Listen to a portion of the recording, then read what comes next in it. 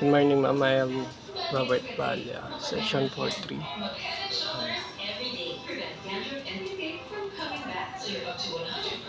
10 Basic International Human Rights Standards of Law Enforcement. Standard 1. Equal protection.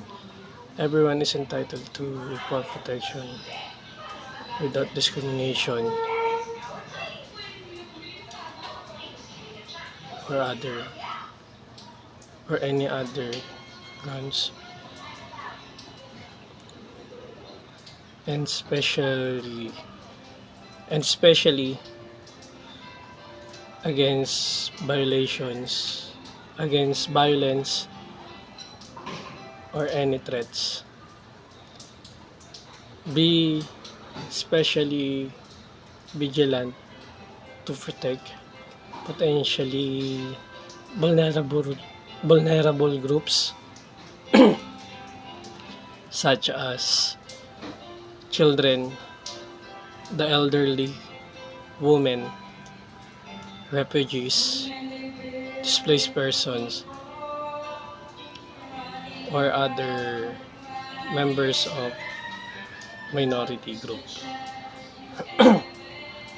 For example, uh, the law, the police officer must help everyone who is in need, whether regardless of their status, if they are rich or poor, they had to protect them equally. Standard 2. Um, sorry. Standard 2. Respectful treatment. All citizens, whether it is victim or an, an accused person or convicted, they must be they must be they must treat them with compassion, kind, and with respect.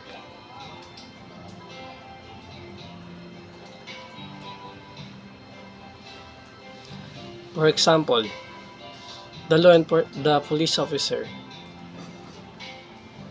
do not uh, insult or say hurtful words to or discriminate the convicted person.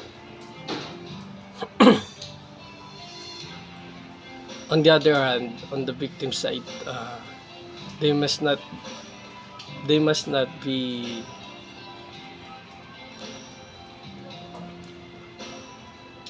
they must not put the blame on the victims or victim blaming. Uh, Standard 3. Use of force. Uh, use of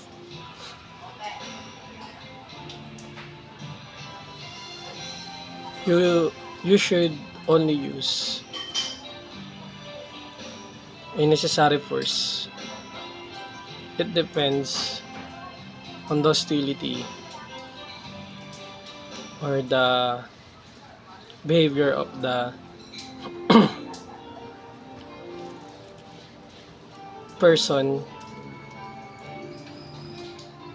and the police officer must use uh, minimum extent defending minimum extent required to a specific situation.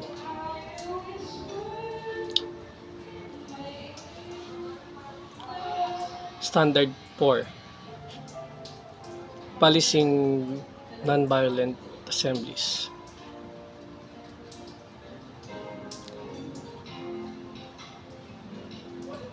The police officers or the law enforcement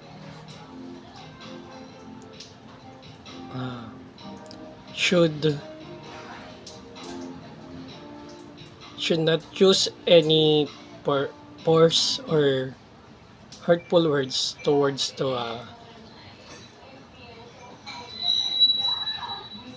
groups who is having a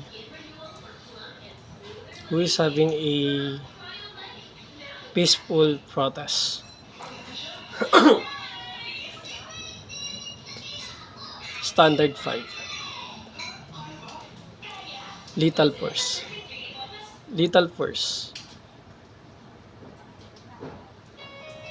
It it will lethal force is used only when it is necessary or as a last resort, depending on the hostility of a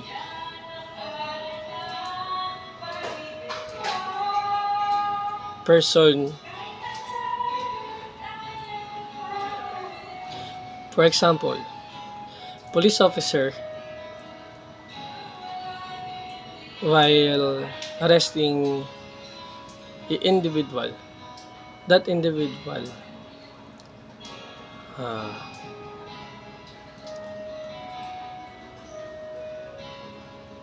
that individual shoot the police officer. That's the only time when the officer or police officer use a lethal force. Standard 6. Arresting person on legal grounds. Arresting person on legal grounds is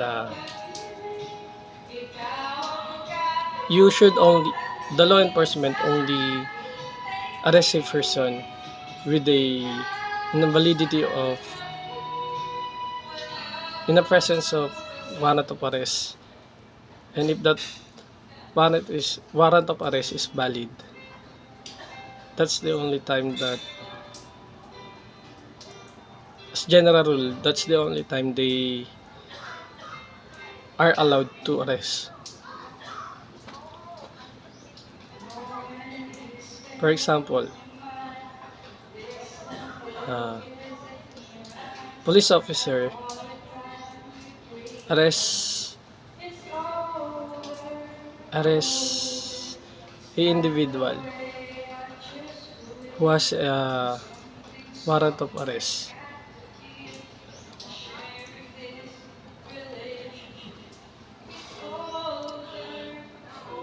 Standard 7. Excuse me. Standard 7. Detainees rights. Detainees rights. This is the rights of the arrested person who is in custody of the law enforcement. They have the right to have a competent lawyers or counsel, and they have the rights to know their situation.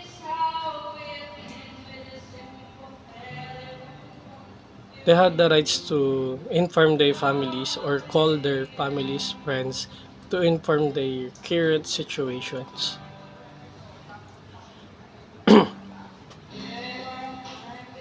Standard 8.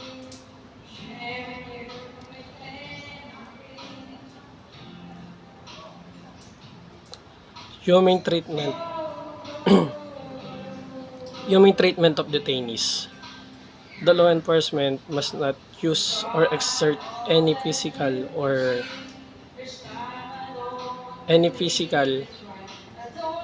treatment, any physical abuse on the detainees. For example, the law enforcement officer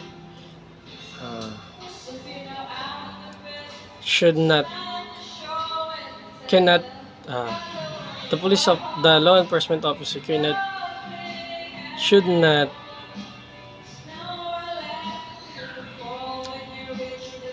torture the detainees.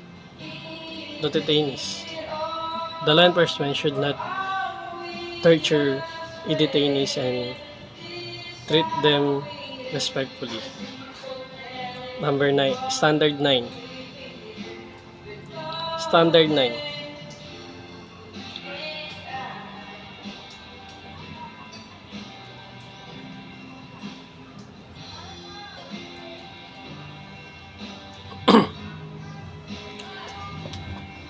Standard 9.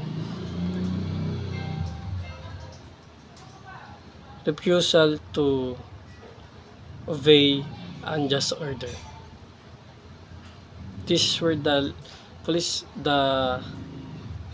when the law enforcement officer should not obey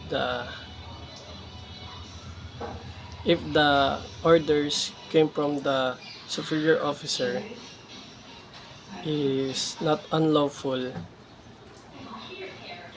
they have the rights to disobey the particular order when it is unlawful. For example, the senior officer order his subordinates to kill an individual person without illegal grounds or when it is unlawful. Standard 10. Reporting violation. If the law enforcement officer see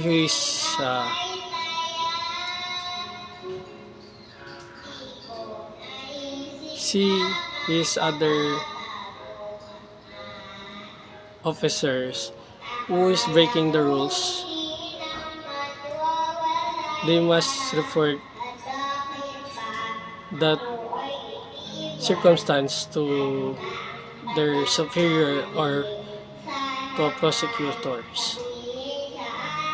For example, police officer and see his body,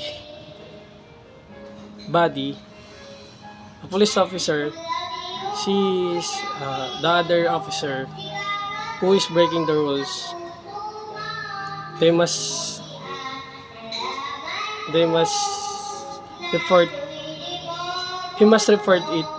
report that actions to his superior officers or to the prosecutors. And that's all. Thank you.